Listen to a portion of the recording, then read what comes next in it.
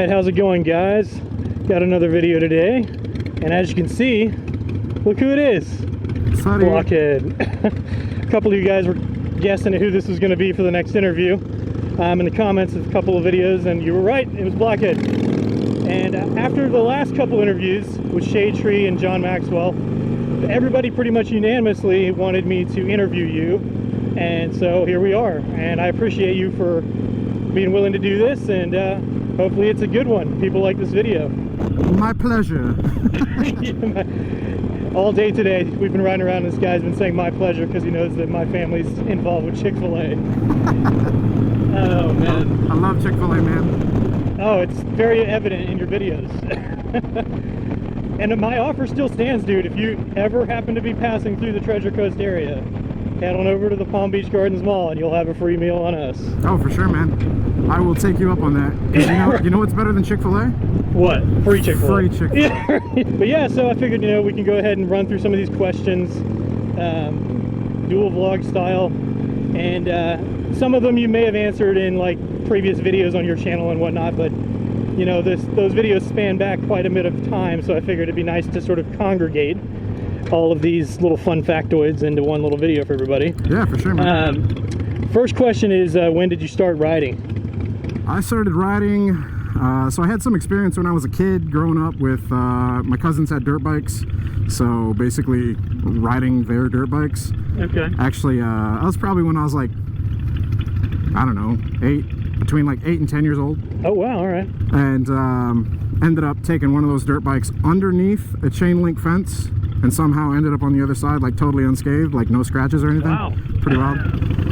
So yeah, and then I kind of grew up with ATVs, 3-wheelers, 4-wheelers, right. but motorcycles, like street legal motorcycles, I started when Miss Blockhead approached me about taking the MSF course back in July of 2016. Okay. So yeah, like actual street legal motorcycles, been into it since, I don't know, not even 3 years yet. Yeah, it's crazy. It's such a short amount of time. Yeah, for sure. Okay, so that leads to the second question, which is what motivated you to start motovlogging in the first place?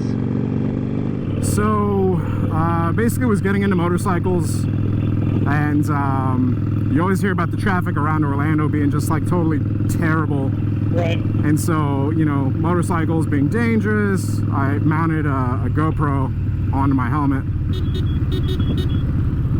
What's up, Cody? Low side Cody. Popular guy. Yeah, I mounted a GoPro to my helmet.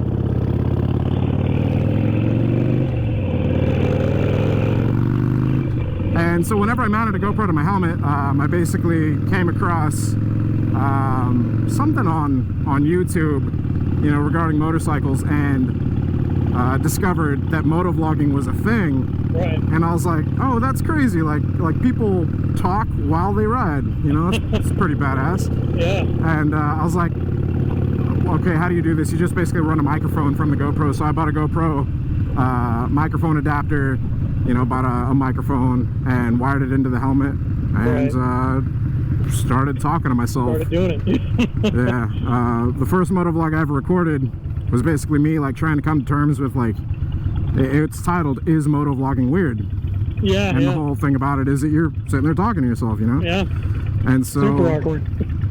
yeah, so I just started messing around, and this bike is the first one that I started it all with. It was my first street legal motorcycle that I got introduced to motorcycles on, and I wanted to make it my own. I used to work on cars back in the day. I built out show cars and stuff like that I had. Yeah.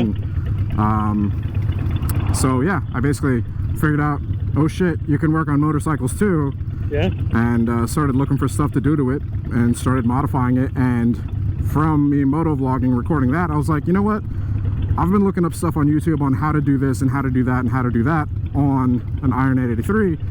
I'm like, but the audio is like shitty in some of them, or the video, the angles are terrible in other ones. And so I'm like, you know what, I'll just start, I'm gonna record my own video and get all this stuff that I would want, and try to I guess talk to the people like how I would want to see the video, Right. communicate it to them how I would want to hear it. That's what I was looking for. Yeah. So good. yeah, then I started doing the modifications, and yeah, that's kind of where the how-tos came from, and that's what started it all, was me basically putting a camera on the helmet for insurance reasons, because shitty Orlando traffic. Yeah. And then figuring out you can run a mic into your helmet and talk to yourself. That's where it started.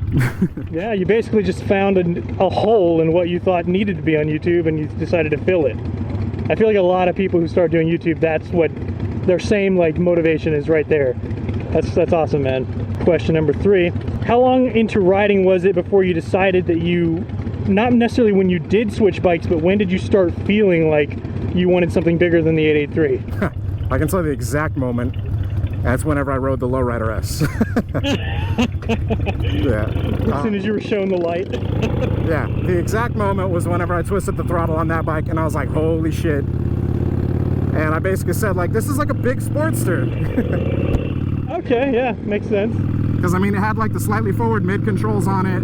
It had drag bars, which I had drag bars on, you know, my Sportster at the time.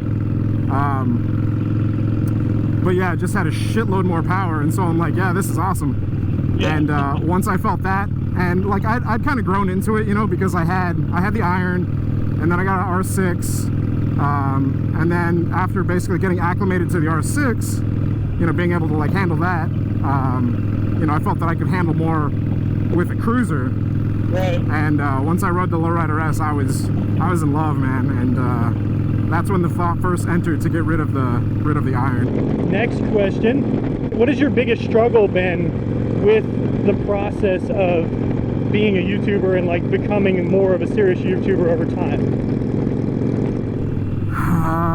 The biggest struggle in the process of being a YouTuber. So I've never actually, like, I don't know, like people say like, oh, you're a YouTuber. Like, to me, it doesn't, I get what they mean. I release videos on YouTube, but like it wasn't for the longest time that I actually like considered myself a YouTuber. Okay. So I never really had that outlook on it. I just like looked at it as, you know, I'm recording videos of like shit that I'm doing anyways, and I'm putting them online. Yeah. You know, and so once I want to say like once I got that 100,000 subscriber plaque, you know, and that letter, and I was kind of reading through it, and you know how like as a YouTuber, you know, like your videos have made people laugh or have an opinion about something or impact people in some way. Right. And it kind of made me reflect on the stuff that I have done, you know, and seeing that the videos do have an impact on people. Like I get a number of comments talking about how the, you know, riding motorcycles has gotten other people into riding motorcycles, which is awesome, man. I never saw that as like a byproduct of the channel, which is just amazing that people feel inspired by it. So yeah, the community part was like a huge thing I underestimated to start with. Dude, huge. It's crazy, man. Blockhead Army is something else. Something else. I'm appreciative of every single one of them. But, at what point did they start, this isn't on the list, but at what point did they start, like, or did you start calling your followers that? The Blockhead Army? Yeah. I think once we started hitting like increments of like 50,000, 60,000, 70,000, I'd say like Blockhead Army 70,000 strong, you know, just because it's, I don't know, it sounds good, I guess. Yeah. But yeah, I mean, I don't know, it feels weird to me to say like following. Like Miss Blockhead one time, she was like, oh, you're fans, and I'm like, they're not fans, they're subscribers. And then I'm like, I guess it kind of is a fan. Like, no, man, they're Army. But it's at that point that I probably like started like thinking of it like, okay, like, yeah, like I guess I'm a YouTuber, you know? Yeah. And that's when I started like, I mean, I've been doing videos like a little more structured, like professionally for a while, you know, focusing on like working with companies and such. Yeah. But in terms of like coming up with content, to me, it's never really been a struggle. It's just like recording stuff, like I said, that I'm doing anyways. And so it wasn't really like a struggle to come up with content. It was just like taking people along for the ride. And that's what I say a lot of the time is like, you know, if you're along for the ride, then cool. If you're not, that's cool too. You know, I totally get it. So, I mean, lately I've been trying to keep videos a little more like up to speed. And so it's like trying to think of like brand new content, which, I mean, it's like doing this. Yeah. You know, this is content. Like, Miss Black and I riding to like Ace Cafe, you know, like that's content. People love the dual vlogs. It's like pretty much anytime I'm on the bike, I could talk about absolutely nothing and it'd be an episode. Yeah, for sure. Somehow. Because for some reason people for some reason people listen and tune in. And that's like one of the things that I say also is that like I'm surprised that people actually like tune in. Yeah. You got to. But yeah, like, you know, I'm surprised people actually tune in and want to hear, like, listen to the stupid shit that I have to say sometimes. And, you know, it still surprises me to this day that people still tune into it. But shit, whatever. It's like I'm not gonna argue it. Yeah, that was one of the things that struck me when I started, like, when I discovered your channel and like Shade Tree and Maxwell and then even other YouTubers that aren't motorcycle related. It's surprising how many guys are out there and girls that are doing it that are like in their 30s, in their 40s. It's not just this like thing for yuppie like 20-year-old college kids. Like there's plenty of people who do this seriously and they're fully adults. Like I always had this image of YouTube being like a juvenile thing. Right. But it's totally not, man. No, man, it's the second biggest search engine in the world. It's the craziest. Google #1, and Google owns YouTube. Kind of helps, yeah. Exactly. That moves into my next question, which was just parlayed off that one. Instead of the biggest struggle, what has been your favorite part of being a motovlogger, YouTuber, all of that? I would definitely say the opportunities that it's led to and the people, you know. So Sure. like without it, you know, I mean, I wouldn't be sitting here riding with you. Sure. You know. So I mean, wouldn't have even met you, and you're cool. So that's a perk. You know, I wouldn't have met so many people that, you know, that we have met and that we've, you know, made connections with. I mean, we've met some of our best friends because of the channel, you know. So it's just really crazy how, I mean, before the channel, like I was, I've always been pretty like kept to myself, you know. Which is weird. Like people see, like, you know, we'll go to bike night and, you know, like whenever you and I went to you know, Orlando Harley, and everybody's coming up and they're like, what's up, man, what's up, fist bump, you know. It's like, dude, I'm not like a hugely like social creature. Yeah, so the motovlog is kind of like led to me becoming like way more, you know. Okay. Not necessarily like sociable, like I was sociable beforehand, but like making like good friends it's I mean, you can agree to this, like making good friends as you get older is difficult, man. Yeah, man, for sure. It really is. You have to be super intentional about it. Yeah, man. It's like you're not in high school anymore. You don't have just all your bros or dudes that you can, you know, hang around. And it's like you've got to, like, as you get older, you've got to seek out, you know, friends, and it definitely gets harder. And so like the motovlog is basically like made both myself and Miss Block, you know, find friends that we never would have otherwise without, you know, the moto culture. So that's probably the #1 thing I'm grateful for. And, you know, after that would be like all the opportunities that it's given me, like being able to build and work on bikes and give them away, you know, like that's crazy. Thanks to all the Blockhead patrons, you know, thanks to all the subscribers out there. Without the numbers, you know, companies wouldn't really be like looking at the channel or wanting to work with us as a brand. And so, like, you know, to all the subscribers, I'm grateful for all that. Definitely. So it's just, I mean, all of it, any and all of it. Yeah, I mean, even the haters. I'm even grateful for the haters because they've taught me stuff that I didn't even know I was going to learn. So. There you go. That's a great way to put it. That's true, man. But no, I can play off that. I mean, it's all about the people you meet. Like before I started doing YouTube, I was like 100% solo rider. Like I didn't know anybody else that had a motorcycle. I didn't talk to anybody. Like I was the only person in my family that rode. So doing YouTube videos about this has opened up a whole world of that. Dude, yeah. That's so much fun to be able to converse with everybody with like minds and all that. Exactly, man. It's an immediate connection. You know, it's like you could go to Ace Cafe Bike Night and, you know, everybody up there that's got a motorcycle, you're going to be able to talk to them about something. Yeah, for sure, man. Okay, next question. Which other motovloggers and or other YouTubers do you watch content from regularly? Oh, man, regularly? Or as often as you can. I know it's hard to watch a lot of content when you create it, but... Yeah, I mean, there's people that, like, post up videos, and whenever their stuff shows up, like, you know, I'm definitely clicking on it to check it out. However, I watched this on Shade Tree's video, so he basically listed some and he forgot to list others. So what I'm going to do is I'm going to send you a full list of all the motovloggers that I watch, Okay. And I'll just have you like post it on the screen, just because on the spot, like I know a couple off the top of my head, but I'm the same way, dude. yeah, I don't want to leave anybody out. So here's a full list of everybody that I watch on the screen right here. Okay, yeah, we'll play it right here. You can pause the video if you want to check it out. Yeah, bam. Good call. That was a good political way to approach it. Yeah. I don't want anybody's feelings to get hurt. No, for sure. Because, dude, I watch a lot of motovloggers, man. I'm sure, man. It's where you get some inspiration from, too. And then even non-motovloggers, you know? Like, I watch a lot of stuff that's not motovlog related. Yeah. It's good to be well-rounded. All right, so what are your long-term goals, if any, with YouTube? Or are you just on a ride with it? So long-term goals with YouTube? So whenever I started up, you know, the brand, the channel, I basically told Miss Blockhead, you know, I sat down and I'm like, I think I want to try motovlogging and doing the YouTube thing. And I had like a full list of names on my phone of, you know, what I like wanted to call it, because like I have some experience with brands previously. And so I wanted it to be something that wasn't like so pigeonholed, you know? Yeah. You know, I originally thought about calling it like Iron something, right? Because it started on an iron. Yeah. But I kind of got away from that because I didn't want it only to solely be focused on one motorcycle. Sure, right? sure.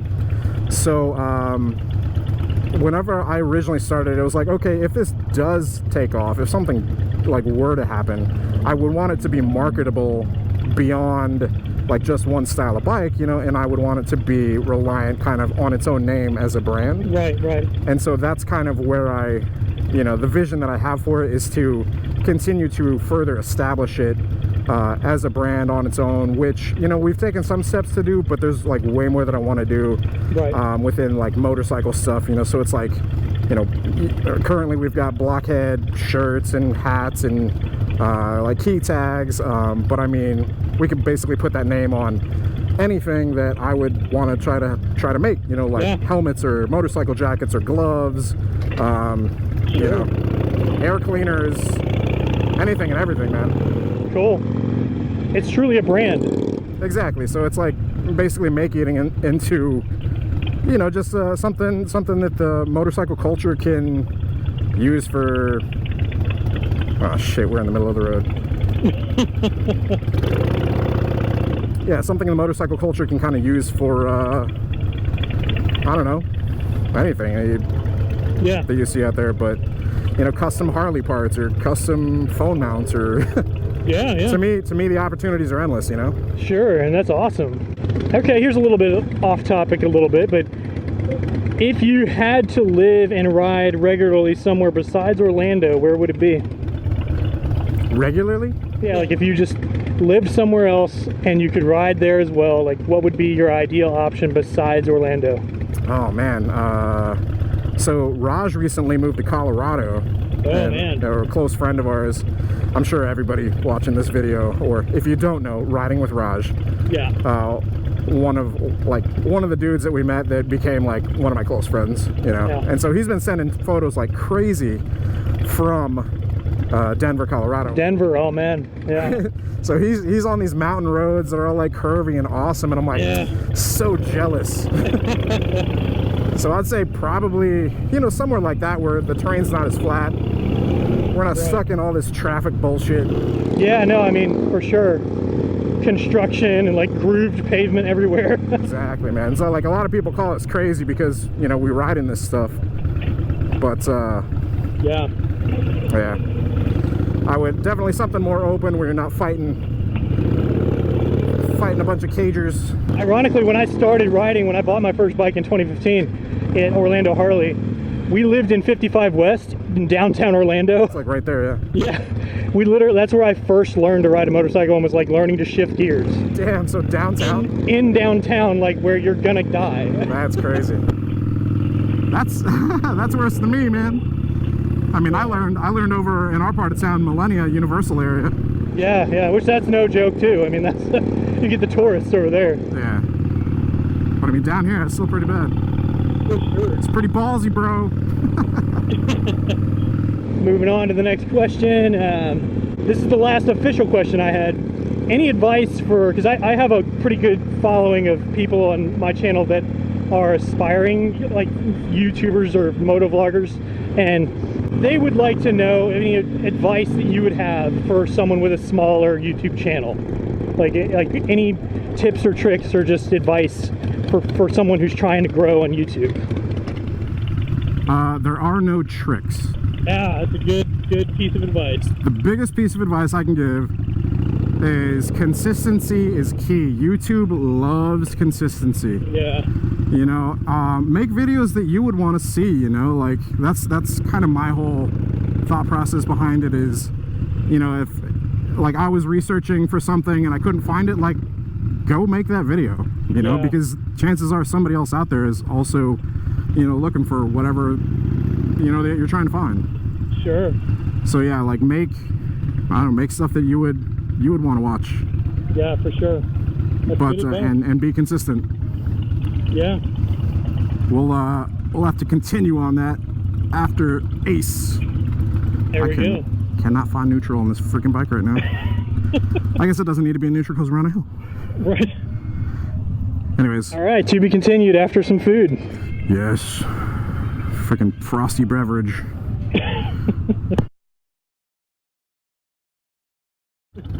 So our bellies are full. Mine is full of patty melt. Yours is full of ketogenic chicken salad, taco salad. Taco salad, and I didn't eat the shell, so it stayed keto. Diet Coke, good on you for. And a glass of water. Living the dream. And I had a Guinness / cider. So yeah, whatever. Hashtag non-keto. There we go. Ace Cafe was awesome as always. Right. So yeah, picking up on the last question. What was the last question? Oh, tips for motovlogging. Tips for motovloggers, yeah. Tips and tricks, and there are no tricks. Right. Yeah, so I mean there are tricks, but people generally don't like tricks. Yeah, nowadays people, like, if you try to be super clickbaity and you don't really live up to your title and, you know, and all that, they're going to be pissed off. Side note on clickbait, there needs to be like a definition on clickbait. If it happens in the video, it's not clickbait. It happened in the video.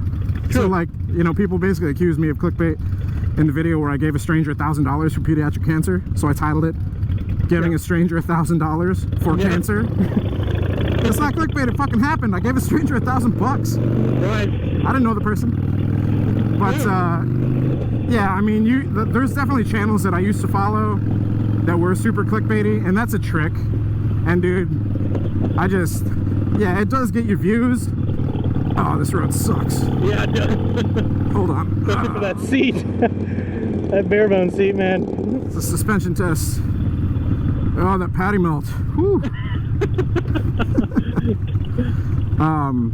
Yeah, I mean, it will get you clicks and it'll get you views, but it'll also get you a lot of downvotes. And like, you know, if you're shaping up a channel, you don't want to be known for that. You know, it's like, that's not content where people are going to like be loyal and subscribe.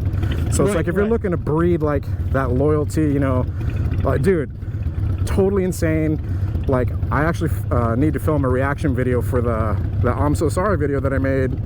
You know, talking about, what'd you say? You thought I was going to be like a alcoholic or something? Alcoholic, yeah. Dude, the amount of people that came and said, like, I was ready to do whatever it took to help you out, like, it just seriously, like, touched my heart, man. Yeah. So, like, if you're looking to build a community like that, like, you can't be clickbaity. Yeah. You know? It's like, you gotta be real. And I think that's one of that's probably a huge tip. So tip number 1, be consistent. Tip number 2, be yourself, man. Don't try to be somebody else. I know so many people that as soon as the camera comes on, they become a different person. Don't do that, man. Do not do that. There's a lot of people out there that have ruined it, you know? Sure. They're gonna figure that out. Yeah, man. It's like you get to meet them and they're a totally different person on camera as to who they are, like, in person. Yeah. So it's like, just be yourself and that'll come across, you know? It's funny because I've had a lot of people talk to me and say, like, you're the exact same in person as you are on camera. It's like, I don't understand, like, trying to fake and be something different. Unfortunately, too many people encounter the other side of that, though. When they meet, like, a celebrity or their, like, you know, childhood, like, idol or whatever, and it's a totally different person. And it's unfortunate. So and it translates, because the kind of videos that, like, you know, we make is, like, you know, just internet videos. You can tell, like, unless you're really good at acting and, like, creating a character, like, you can tell if you're not being authentic as a viewer. I truly believe that. Yep. my whole mindset is, like, I do this for fun. You know, I mean, if I started YouTube messing around, doing it for fun. I still do YouTube messing around, doing it for fun. Yeah. You know, it hasn't changed for me. It's gotten a little more serious. We'll give them a little rev. So taking a sweet ass time. But yeah, I mean, just, you got to be in it for the right reasons. You know, don't start a YouTube channel thinking like, oh, I'm gonna make a lot of money, I'm gonna become the next big YouTuber. Like, because if you are starting it for that, like, you're starting it for the wrong reasons. Like, you have to be passionate about. Totally mistaken. Exactly. Like, you have to be passionate about why you're getting into it. Like, for me, I share my enthusiasm and my passion for motorcycles. And I fucking love motorcycles, man. Like, if that's not apparent by me going through all the motorcycles that I've gone through and learned about all different bikes, you know, like the fact that, you know, I bought this bike back despite it being an 83 smaller than a big Milwaukee 8114 cubic inch V twin, you know? Right. Like, you just, and that's going to be across any subject matter that you want to cover on YouTube. You know, if you're not passionate about it, if you don't, like, genuinely have enthusiasm for it, like, that's going to come across in videos. And that's actually one of the reasons I started doing different style videos, you know, before I got burned out. You know, I had that conversation with my subscriber base a while back. And I started doing firearm content, started doing gun content. And it's like, the people that are there for the right reasons, they're going to stick with you, you know? So it's like, if you're looking to actually build like a solid, like, loyal subscriber, like, slash fan base, then just enjoy what you do, you know? And don't let the pressures of people's comments dictate your decisions. Do shit for you. Amen. Because if you do, you're going to be ripped around in all directions. Dude, people are always going to have an opinion, and it's like, unless like they somehow directly have an influence on your life, man, just do what you want to do. Right. Do what makes you happy. Well, I guess, you know, we can go ahead and wrap this video up. I appreciate you taking the time to ride with me today and answer these questions. Hopefully it provided some value for anybody who's watching this. And hopefully we can meet up again in the future, you know, maybe in Phlegm or something. I plan on being there. You did announce today, and at the time of recording this video, you announced it's happening, so. That's right. For any of you viewers out there watching on Beach Bikers channel, if you guys are in Florida, hell, even if you're not in Florida, we got people coming from all over the U.S. Florida Moto Meet 2019 happening November 16th.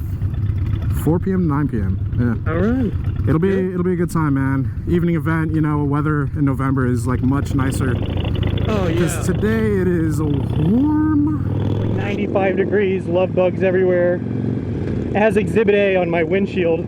Yeah. Everybody's watching this video, watching you through 500 love bugs. Yeah. You're like trying to dodge them. Like, oh. The graveyard that it is my windshield, but.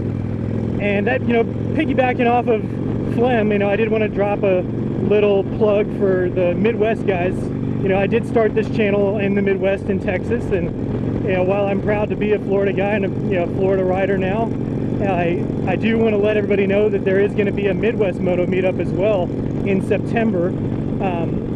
I'll leave the description the exact dates, and there's going to be quite a few companies and bike part companies, and the Harley dealer is going to be involved, and it's going to be a pretty cool event if you happen to be in the Midwest, because I know those guys get left out of a lot of the meetups that happen on both coasts. Yeah. So it's a pretty cool event for all those guys that are out there in the middle. Yeah, so Phlegm, that'll be fun this year. Midwest Moto meetup in September, that's going to be fun. I will be at both, so that'll be fun. I will document both, and I'm excited to see you again in November, Block. Oh yeah, man, thanks for having me as a part of your interview series. It's been a pleasure, and Miss Block and I are totally going to follow up, and we're going to go get that delicious free Chick-fil-A one of these days. Alright guys, well, I appreciate watching. Hit that subscribe button if you haven't already, of course. All the stuff YouTubers always ask you to do. Hit the like button, leave a comment. Hit that bell, be part of the Bell Yeah Squad. And I will see you in the next one, guys. Later.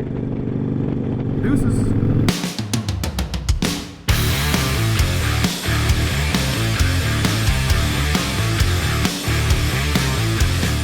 Dude, honestly, You know what's funny is about the deuces is I never said it before this fucking vlog. Yeah. And I actually did not like it. I didn't like saying it. I did it one episode messing around, and then I did it another episode messing around, and suddenly it became a thing. People started like, oh, why didn't you say deuces? And I'm like, damn it. I'm like, it's a thing now. Right. There's even a little logo for it. Yeah.